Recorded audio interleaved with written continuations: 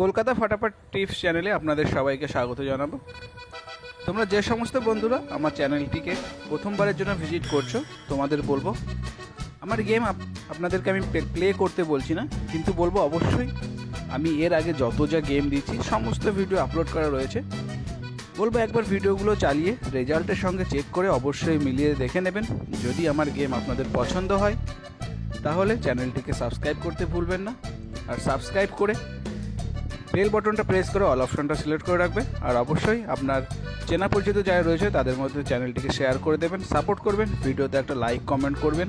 আমি চেষ্টা করব রেগুলার যেন এরকম সুন্দর সুন্দর গেম আপনাদের সামনে তুলে ধরতে পারি।